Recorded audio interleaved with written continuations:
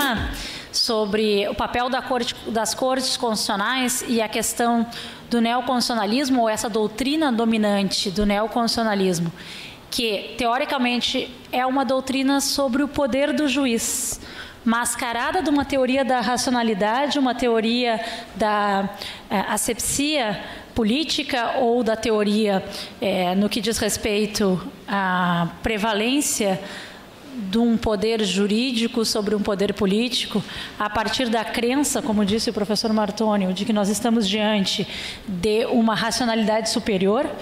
Então, o que eu acho que existe de grande aporte nas discussões na América do Sul, ou desse momento crítico em relação a doutrinas dominantes do neoconstitucionalismo que vem, principalmente aqui no Brasil e na Colômbia, dentre os países da América do Sul, e agora começa a aportar na experiência chilena, como disse o professor Zunhinga, a pergunta que eu faço é, será que, na verdade, mascarado de uma teoria do direito, nós não temos uma teoria política do poder judiciário?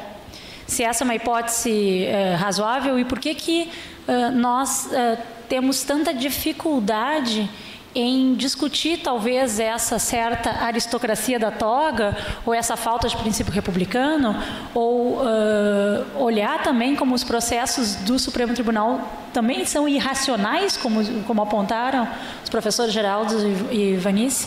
Então, eu gostaria de ouvir os senhores sobre essa crítica feita pelo novo constitucionalismo latino-americano, no que diz respeito ao neoconstitucionalismo e o papel das cortes, sobre sendo uma teoria do poder judiciário.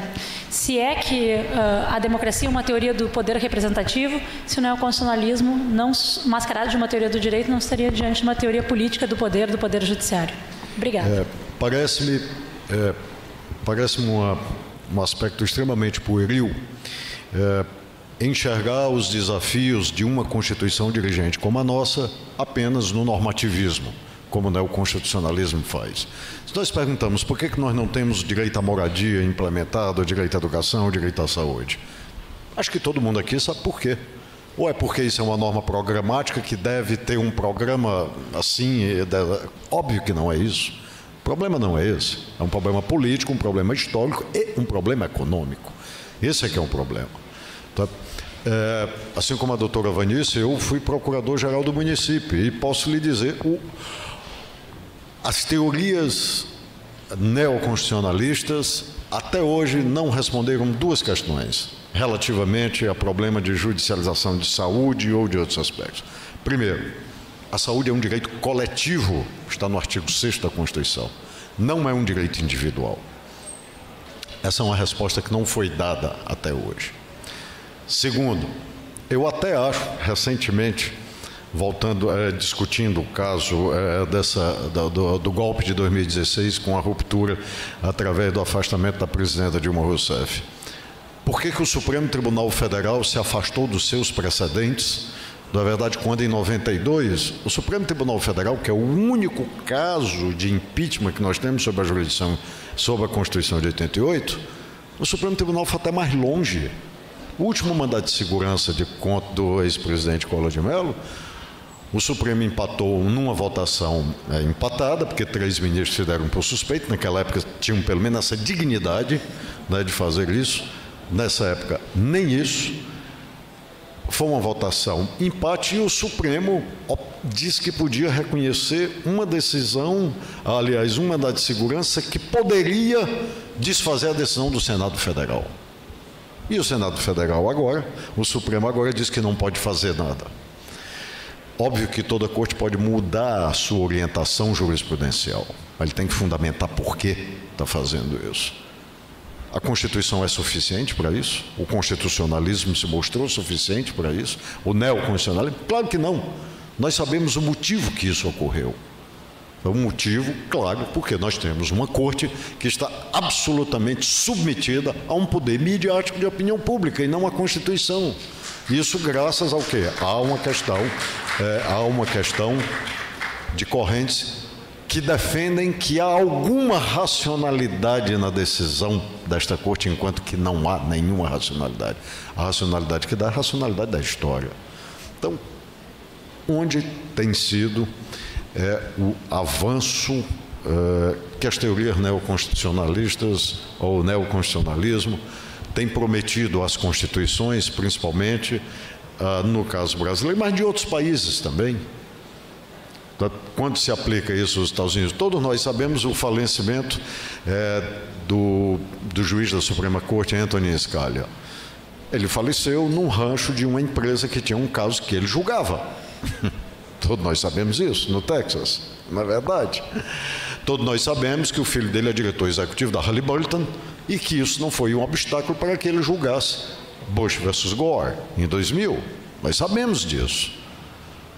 Onde foi que esse sistema ofereceu alguma garantia de estabilidade efetiva para que isso pudesse dar um resultado democrático?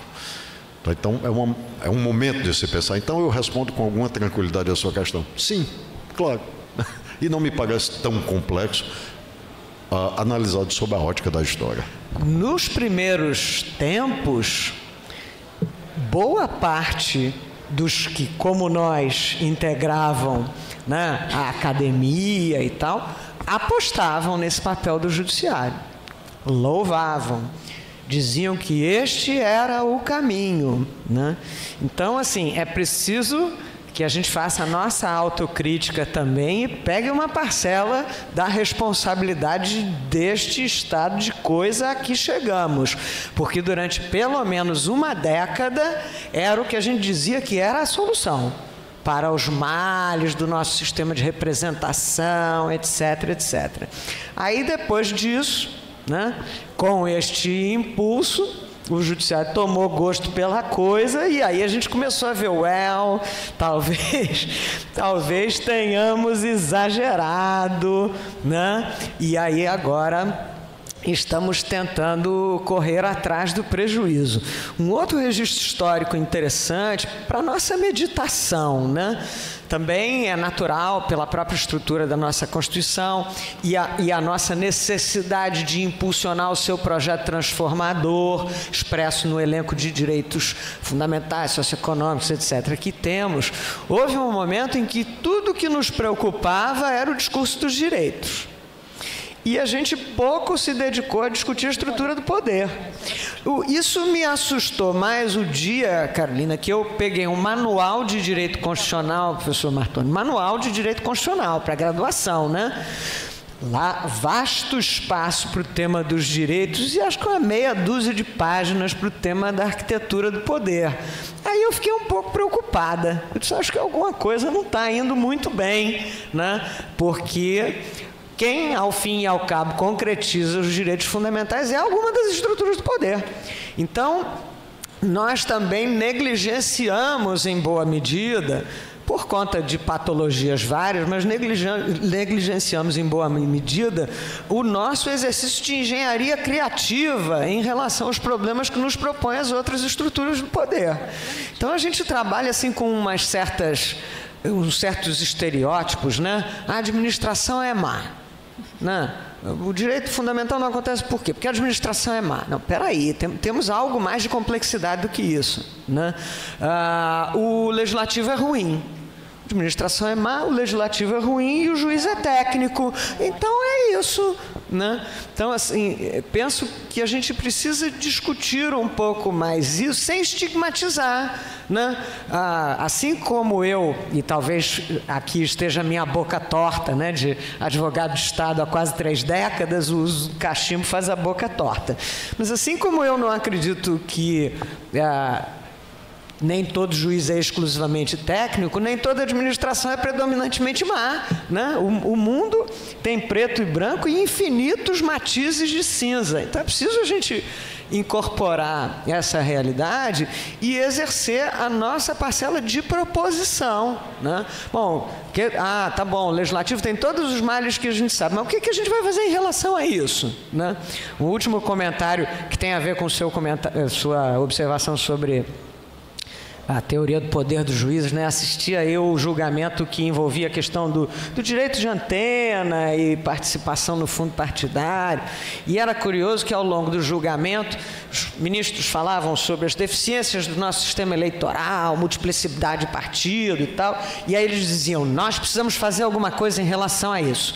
Aí foi um outro ministro e tal, não, realmente é muito ruim, nós precisamos fazer alguma coisa em relação a isso. Aí num dado momento, pelo menos a ministra Carmen Lúcia foi e disse assim, nós não, o povo brasileiro. Aí eu já fiquei um pouco mais alentada, né? Pelo menos alguém lembrou de que há algo fora daquele plenário, né? Então, assim, o cenário mostra, o poder não admite vácuo, né?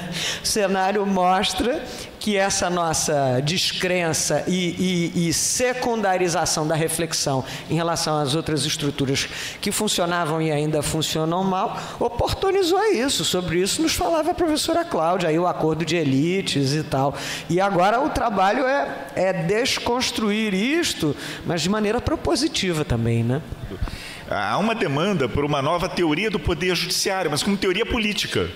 Como teoria política. A sociedade do século XXI é uma sociedade em rede, é uma sociedade horizontalizada, é uma sociedade com fluxos financeiros que circulam, com exploração do trabalhador nos vários lugares desse mundo. É uma sociedade em que os antigos poderes já não têm mais condição decisória.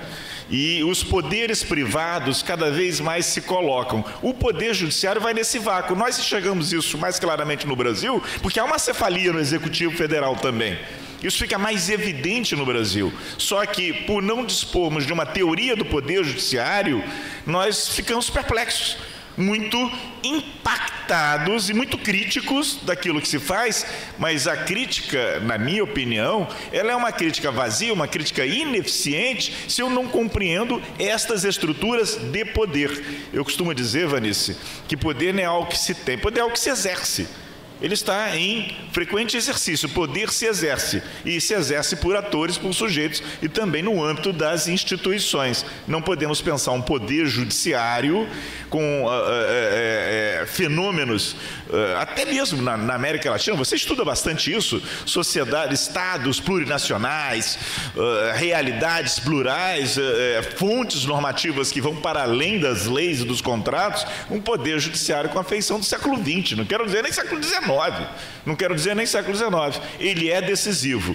Em cerca de 20 casos na América Latina, ele foi decisivo para manter ou romper institucionalidades democráticas. E só isso já recomendaria uma preocupação dos nossos teóricos. Não é possível despolitizar o reclutamiento dos tribunales supremos. Y eso nos invita a poner mucho cuidado en el tipo de poder que asignamos y en los mecanismos de control, deferencia y autocontrol de los tribunales supremos.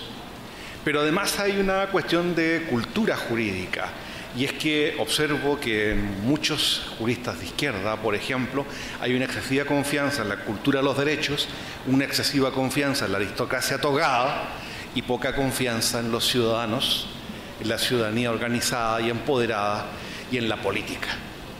Creo que es clave entender que, al final de cuentas, el funcionamiento del sistema político y la tutela de derechos es una cuestión profunda de la política y no puramente una cuestión judicial. Muchas gracias, profesor. Yo tengo una crítica solo en la línea, que es una crítica que hago yo siempre cuando hablo de derecho constitucional en la América del Sur, que cuando se terminaron las dictaduras, nosotros, juristas de izquierda, nos preocupamos demasiado con ganar derechos y nos olvidamos, como identifica el profesor Gargarella, con la sala de máquina del poder. No hablamos de poder y hablamos de ganar derechos. Entonces, porque teníamos que conquistar derechos, dejamos al lado que las estructuras de élites manejen, las élites no populares, pero manejen la cuestión del poder, tanto legislativo como judicial, como el poder ejecutivo. Entonces nos apartamos de ese discurso y ahora queremos rediscutir. Bueno, ojalá llegamos, pero todavía no sé. Muchas gracias.